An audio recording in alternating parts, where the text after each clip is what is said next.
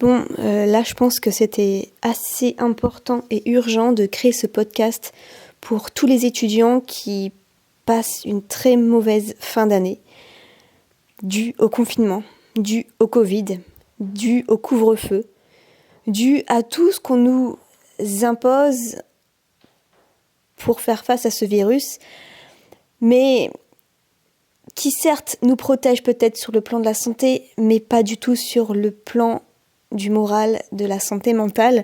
Et c'est pour ça que je voulais vraiment faire ce podcast qui, je crois, va être assez long. Mais si vraiment en ce moment vous vous sentez seul et nul, écoutez ce podcast jusqu'au bout. Parce que je vous propose à la fin quelque chose qui peut vraiment vous aider à vous sentir mieux. Alors, dans ce podcast, on va voir pourquoi en fait vous êtes passé d'un état normal, voire joyeux, à un état déprimé. Pour arrêter de culpabiliser, je vais vous expliquer pourquoi en fait. Parce que vous comprenez peut-être vous-même pas pourquoi vous êtes passé à ce stade-là en fait en une seule année, voire en quelques mois ou quelques semaines, voire en quelques jours. Donc, on va voir ça dans un premier temps pour vous faire comprendre que c'est normal. Ensuite, on va voir quels sont les risques sur votre santé. Pourquoi je vais parler de ça? Pour vous faire un petit peu un électrochoc en fait. Vous dire qu'il faut vraiment vous reprendre en main parce que sinon c'est votre santé physique aussi qui va être impactée sur le long terme. Et ça, c'est important la santé, d'accord? C'est quand même une des choses les plus précieuses qu'on puisse avoir.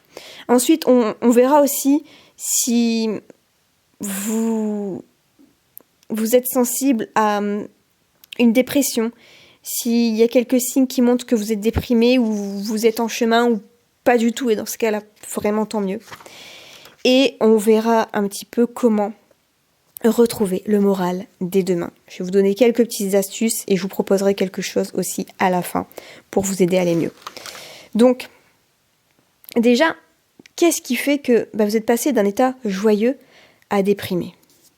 Déjà, ce que je peux vous dire, c'est que vous n'êtes pas seul. Et n'ayez pas honte à dire que ça va mal. Parce qu'on a quand même un certain ego.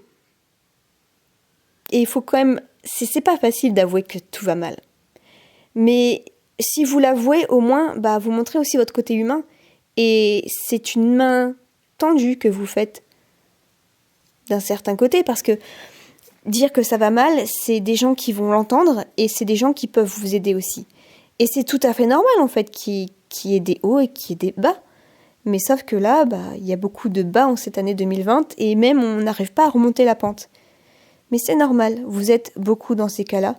Sachez qu'il y a une étude qui a été réalisée sur les étudiants cette année, là, en fin d'année. Et 73% des étudiants ont été affectés par le confinement, moralement.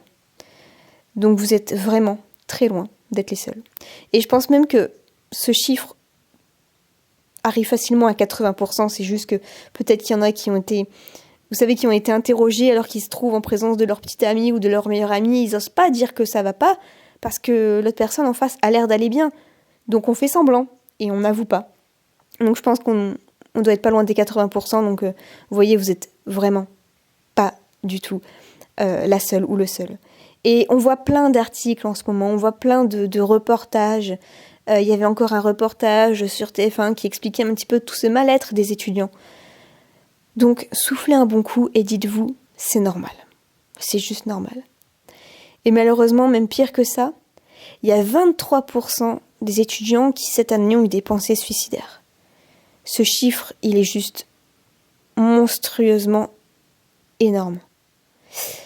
Et c'est pour ça que j'avais envie de faire ce podcast parce que ça m'a vraiment choquée, en fait. De me dire que, en fait, de se retrouver seul chez soi, dans son petit appartement étudiant, ça a comme conséquence, en fait, de pousser, d'avoir au moins des idées de suicide. Et c'est pour ça que je voulais vous proposer quelque chose. Donc, pourquoi, en fait, vous êtes arrivé à ce stade-là, à un état un peu déprimé? Pour plusieurs raisons. Écoutez bien ces raisons et vous allez peut-être vous dire « Ok, en fait, c'est normal. » C'est vraiment normal. Déjà, il y en a beaucoup qui ne peuvent pas forcément se payer un ordinateur haut de gamme, on va dire. Un ordinateur assez récent. Donc du coup, leur ordinateur a tendance à ramer tout le temps. Et en fait, sur le long terme, tous les jours, si ça bug tout le temps, ça tape sur le système. Vraiment. Et à la fin, vous avez juste envie d'abandonner. Vous dites, ok, je peux pas suivre des cours dans ces conditions-là. Donc je laisse tomber. Je regarde quand ça marche, et si ça marche pas, tant pis. Je laisse tomber. Et même parfois un ordinateur, genre j'avais un MacBook Pro, c'est pas pour autant qu'il marchait bien. Donc vraiment, c'est pas forcément un truc dont vous avez le contrôle. Et c'est énervant. Enfin, moi, je me souviens que quand j'avais pas d'argent, j'achetais un petit ordinateur à 200 €, sauf que ça buguait tout le temps. Et je m'imaginais tout le temps en train de taper dessus avec un marteau, en fait. Je me disais, le jour où je pourrais m'acheter un ordinateur qui marche bien, je taperai l'ancien ordinateur avec un marteau. Donc, pour vous dire à quel point. Ensuite, vous voyez pas forcément vos amis ou les autres étudiants. Et ça, c'est hyper important de voir du monde. Enfin, même si vous êtes dans une classe et que vous ne parlez pas forcément d'autres personnes, mais juste d'être entouré de monde, de voir du monde, c'est hyper important. Et quand on est seul chez soi, c'est un peu compliqué. Ensuite, il y a la peur que le diplôme, en fait, ça compte pas aux yeux de votre futur employeur. Vous voyez ce que je veux dire ? C'est que si par exemple vous avez passé votre bac en 2020 et puis je sais pas dans 5 ans voilà, ça se passe bien, le Covid c'est un mauvais souvenir et on vous dit OK, vous avez eu votre bac en quelle année ? 2020 ? OK, à distance. Ouais, donc vous avez pu tricher, donc ça compte pas vraiment quoi. Vous voyez cette idée en fait qu'on peut vous sous-estimer parce que vous avez passé vos examens à une période où les cours étaient à distance et certains examens étaient à distance, pas tous mais certains. Du coup, aux yeux des employeurs, ça peut peut-être valoir moins. Donc tout ça aussi, ça joue. Ensuite, naturellement, parce que on arrive à un deuxième confinement, et ce deuxième confinement, là, c'est l'hiver. C'est le froid, c'est les jours qui raccourcissent. Donc, de toute façon, le mois de novembre, c'est le mois où il y a le plus de déprime, déjà de base. Donc, forcément, là, en étant confiné, ça joue encore plus. Ensuite, il y a l'incertitude à long terme. C'est-à-dire que à la rigueur, demain, vous savez de quoi votre journée sera faite. Mais qui peut prédire ce qui se passera dans 2 mois ? Même pas le président. Même pas le gouvernement. Même pas le président des États-Unis. Personne, en fait. Personne ne peut prédire ce qui peut se passer. Donc, quand on a un rêve, par exemple, quand on bosse pour devenir avocate, quand on bosse pour devenir médecin, quand on bosse pour construire des maisons, quand on bosse pour ouvrir un magasin de vêtements, on a ce rêve et on est sûr que on peut avoir le contrôle sur soi, on a la responsabilité. Si on bosse dur, on peut y arriver. Là, en fait, on sait plus. On sait plus, en fait, si faire des efforts, ça en vaut la peine. On sait plus si les entreprises vont recruter. On sait plus si dans 2 mois, peut-être qu'on sera reconfiné. On sait plus si on va tenir moralement, en fait. On sait plus de quoi demain sera fait. Et ça, pour moi, ça pèse plus de la moitié dans la balance. C'est pour ça, en fait. Tout ça, en fait, tout ce que je vous énonce ici, c'est toutes les raisons qui font que vous n'êtes pas forcément posé les questions, mais c'est tout ça, en fait, qui pèse dans la balance et qui font que vous êtes déprimé. C'est pour ça. Et c'est normal. Ensuite, on se bat contre un ennemi invisible, en fait. C'est-à-dire que, lors des précédentes guerres, on se battait contre un ennemi visible, contre un autre pays, par exemple, contre des soldats qui avaient en face. Là, on est confiné, on se bat, on sait pas trop pourquoi, on doit rester chez soi, on sait pas trop pourquoi. On peut plus aller voir papy, mamie, on sait pas trop pourquoi. Parce qu'il y a un ennemi qui est là constamment entre nous, en fait. Et ne pas voir cet ennemi, ça peut rendre fou, en fait. Quand, par exemple, je sais pas, vos parents vous interdisent de sortir, mais sans donner de raison, ça rend fou. On a besoin d'une raison, en fait. Et c'est pour ça aussi que ça pèse dans la balance. Ensuite, il y a bien sûr l'incertitude par rapport au diplôme. Est-ce qu'il y aura toujours de l'emploi juste dans 1 an ? En fait, on sait plus. On sait plus du tout parce que on voit que tout peut basculer du jour au lendemain. Il y a aussi beaucoup de problèmes d'argent parce que il y a beaucoup de personnes qui ont des jobs étudiants. Seulement en été, ça n'a pas forcément recruté. Et les jobs étudiants, à côté des études, ils osent plus trop, ils veulent plus prendre de risques. Et de toute façon, beaucoup de magasins sont confinés, sont fermés. Donc ça ça complique encore plus les choses et du coup, il y a des problèmes d'argent. Des très gros problèmes d'argent. Et qui dit problème financier, ça nous prend la tête en fait. Ça nous prend la tête au moins plusieurs heures par jour. Et on se sent pas bien. On se sent pas bien. Et enfin, dernièrement, on se sent déprimé parce qu'on n'a plus rien à raconter, parce qu'il se passe plus rien dans notre vie en fait. Je veux dire, quand vous parlez à vos amis, vous allez raconter, je sais pas, que vous avez eu rendez-vous avec un petit ami, que vous êtes embrouillé avec quelqu'un, que vous avez fait vos magasins et puis qui vous a fait les magasins, que vous avez trouvé ce super pull, que, je sais pas, que vous avez fait une soirée, ça s'est trop bien passé parce qu'il y a eu ça. Tout ça, en fait, il y a plein de trucs qui... ça ne se fait plus. Les soirées, les rencontres, tout le monde a un masque maintenant. Enfin, je veux dire, pour les célibataires, rencontrer quelqu'un d'autre, on le voit avec un masque, c'est pas terrible en fait. C'est compliqué. On doit vraiment garder les distances, on sait pas la vie de l'autre, on se méfie en fait. Et du coup, il y a plus de vie sociale, mais pour les célibataires, il y a plus de vie amoureuse aussi non plus. Les rencontres, en vrai, quand on rencontre quelqu'un sans s'y attendre, en vrai, c'est compliqué par rapport au masque. C'est plus cette alchimie qu'il y avait comme avant. À part dire qu'il a des beaux yeux et des beaux cheveux à la rigueur, c'est tout, mais parfois le reste du visage compte beaucoup en fait. Donc, vous voyez, ça fait quand même pas mal de raisons qui sont énumérées, et c'est normal, et vous n'êtes vraiment pas seul à traverser tout ça. Ensuite, les risques sur votre santé. Donc là, je voulais vous faire un petit électrochoc pour vous dire, ne vous laissez pas abattre. Et on va voir après comment faire pour s'en sortir.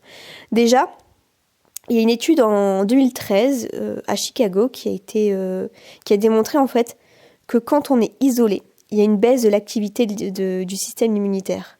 Donc forcément, quand on se bat contre un virus, quand on se bat en hiver contre tous les autres petits microbes qui existent, contre le Covid, si déjà notre système immunitaire n'est pas terrible, et donc en plus de ça on chope le Covid, ça va être compliqué en fait de s'en remettre.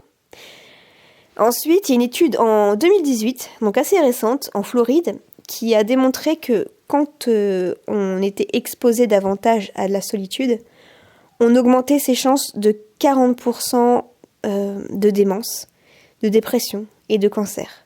Donc vous voyez, je ne parle pas de 5%, 10%. Là, carrément de 40%. On augmente ses chances de 40% d'avoir des maladies quand on est trop seul. Donc, ne vous laissez pas abattre. Parce qu'après, votre santé va en pâtir. Et je pense que vous n'avez pas envie d'avoir des regrets, de vous dire « Ok, j'aurais peut-être dû faire des petits efforts pour m'en sortir, ne pas trop me laisser abattre, parce que maintenant j'ai des problèmes de dos, j'ai des problèmes de mémoire. » D'ailleurs, on voit aussi que l'Alzheimer, c'est très lié à la solitude. Donc là, ça reste du court terme quand même. Mais on sait pas en 2021 comment ça va être. On sait pas en fait. Donc moi, je vous en parle maintenant. Il faut se ressaisir en fait avant que c'est trop de conséquences sur votre santé. Et ne faites pas semblant que tout va bien quand vos parents vous appellent. Parce que vous voulez pas les inquiéter, je comprends. Mais parfois c'est le seul lien social que vous avez. Donc ce sont vos parents. Ils sont prêts à tout entendre de vous. Et vous, ça va vous faire du bien d'en parler. Et non, vous inquiétez pas. Vous n'allez pas les contrarier plus que ça. Ça va vous faire beaucoup de bien et eux, ils vont vouloir vous protéger. Ils vont vouloir en parler avec vous. Ils vont vouloir prendre soin de vous, en fait, tout simplement. Donc, arrêtez d'avoir peur de vouloir les déranger. Parce qu'ils le sentent dans le fond. Ils le sentent que ça va pas bien. Mais parfois aussi, vos parents, ils ont aussi leur boulot à côté. Ils ont aussi peut-être vos frères et sœurs à s'occuper. Et ils n'ont pas forcément le temps et du coup, vous voulez pas les déranger au niveau de... Vous voulez pas leur prendre du temps. Mais ça peut durer peut-être que 5 ou 10 minutes. C'est pas grand-chose, vous inquiétez pas. Vous inquiétez pas, vous allez pas les déranger pour ça. Mais parlez-en, c'est trop important parce que sinon, j'ai vu en fait que on peut avoir beaucoup de mot physique. C'est-à-dire que garder toutes ces émotions en soi, ça va avoir des répercussions sur son physique. Et notamment, surtout, c'est le foie qui va prendre très cher. La colère, garder les émotions en soi, l'anxiété, le stress, ça impacte tout de suite le foie. Et le foie, après, ça fait quoi? Des problèmes de peau, des problèmes de... même parfois des maux physiques, c'est-à-dire que vous allez avoir mal au dos, alors que vous n'avez jamais eu de problème de dos. Des tonnes de problèmes, en fait. Et aussi, ça va plus bien traiter les microbes, ça va pas bien désintoxifier votre corps, tout ça, donc ça a trop de conséquences. Si vos parents vous appellent et vous demandent comment ça va dès le début, dites pas oui, ça va bien. Parlez-en. Ensuite, on va voir un petit peu les signes de dépression. Donc je vais vous lister plusieurs signes qui font que ça peut laisser penser à une dépression. Déjà, il y a des troubles du sommeil, voire d'insomnie. Mais après, le problème, c'est que vous dormez mal et toute la journée, vous allez vous sentir comme un mort-vivant. Donc, ça, c'est un signe qui est souvent là. Ensuite, sentir une grande fatigue. Même si vous bougez encore, même si vous faites du sport, vous allez vous sentir fatigué. Pourquoi en fait? Parce que dans un sens, vous allez vous sentir fatigué de ne rien faire, de manquer de sens à votre vie en fait. De ne pas savoir quoi faire vraiment de votre temps, etc. C'est ça en fait. Vous allez être fatigué de vous-même dans un sens. Après, vous allez vous dévaloriser. Vous allez vous sentir nul. Vous dire de toute façon, regarde, je suis bonne à rien, je suis bon à rien, j'ai eu 5/20 à mon dernier contrôle. Ça sert à rien de continuer les études. Non. De toute façon, je suis trop nulle, je devrais être trop nulle. Ma maîtresse du CP, de toute façon, elle me l'avait dit, elle m'avait dit que j'allais rien faire de ma vie. Enfin, vous voyez quoi. Vous allez avoir même des pensées noires. Des pensées malheureusement suicidaires. Et c'est juste une conséquence à tout ça, en fait. Mais c'est pas parce que vous avez des pensées noires que vous pouvez pas vous en sortir. Vraiment pas. Donc restez encore une fois jusqu'au bout. Ensuite,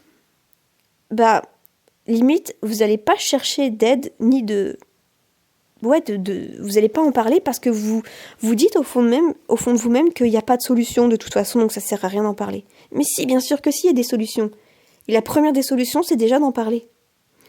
Vous allez avoir aussi ce sentiment de vide et de tristesse en vous. Vous allez tout le temps vous sentir triste au fond de vous et sans trop savoir pourquoi, alors que c'est une journée banale. Vous n'allez pas avoir envie de faire vos loisirs, vous allez avoir une perte de poids ou une prise de poids. Et vous allez vous laisser facilement déborder aussi. Vous allez vous laisser déborder au niveau de la vaisselle, du ménage, des problèmes, des factures. Vous allez tout laisser accumuler en fait. Et vous allez manquer de concentration. Vous n'arrivez plus à suivre un prof pendant 15 minutes sans regarder votre téléphone. Donc tout ça, ça fait déjà pas mal de signes. J'en ai listé une petite dizaine ici. Et si vous vous reconnaissez dans beaucoup de signes, il faut quand même vraiment faire quelque chose. Et faire quoi, vous allez me dire? Comment retrouver le moral dès demain? Déjà, faites cette routine. Vous allez faire chaque matin en vous levant, une des premières choses que vous allez faire, c'est faire votre ménage en musique pendant 7 minutes. C'est pas grand-chose, 7 minutes.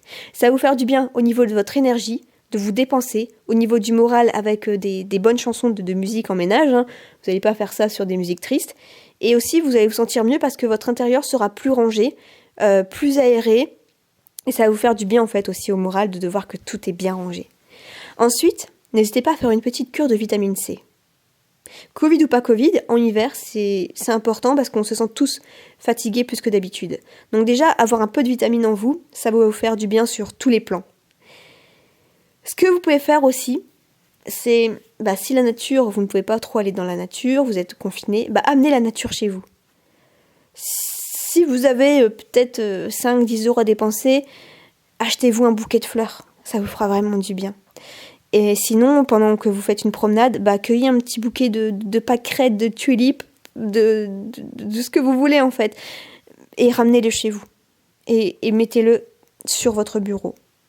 Et vraiment, ça, c'est un petit truc tout bête, mais ça va vraiment vous faire du bien au moral.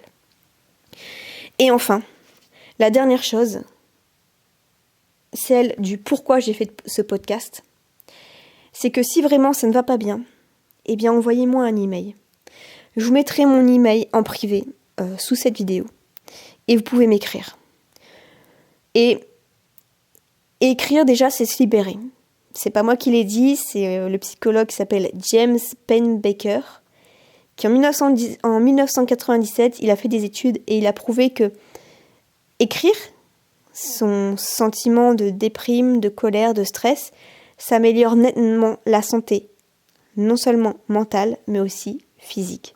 Donc c'est comme si on libérait un peu les choses qui y avaient en nous en fait. Donc vous m'envoyez un email et vous me racontez tout ce que vous avez sur le cœur, tout ce que vous avez envie de raconter, tous les problèmes que vous traversez. Et je lirai tout le monde. Donc voilà, c'est pas du tout mon email pro là, c'est vraiment mon email privé. Donc je vous lirai tous dès demain ou après-demain. Et tous. Et je vous répondrai et je vous enverrai en fait un email assez détaillé pour vous dire toutes les choses que vous pouvez faire pour aller mieux moralement. Donc je vais réfléchir en fait à toutes ces petites choses qui moi m'aident en fait, parce que moi en fait, si vous voulez, je suis entrepreneuse, je suis à mon compte, je travaille depuis chez moi, donc travailler chez soi en étant heureuse, je sais comment faire. Donc je vais vous donner des astuces en fait pour aller mieux moralement sans forcément voir du monde, sans forcément sortir énormément. Donc je vous donnerai tout ça en fait, je vais vous donner un email assez détaillé et je vais vous répondre aussi à ce que vous m'avez dit, bien entendu, personnellement. Donc voilà, vous avez au moins quelqu'un qui va vous lire, qui va vous écouter, qui va prendre le temps de vous répondre. Et ça, je pense que c'est important de se sentir encore important, en fait, justement, aux yeux de quelqu'un au moins. Et puis, comme on ne se connaît pas, peut-être que vous allez avoir plus de facilité, justement, à vous livrer. Et en plus, ce sera par écrit. Et il n'y a aucun jugement de ma part. Parce que j'ai compris vraiment à quel point c'était difficile pour les étudiants. Donc, si vous ressentez le besoin, écrivez-moi à cet email privé. Et vous aurez une réponse en retour. Je vous souhaite vraiment d'excellentes fêtes de fin d'année et prenez soin de vous. Peut-être à tout de suite par email.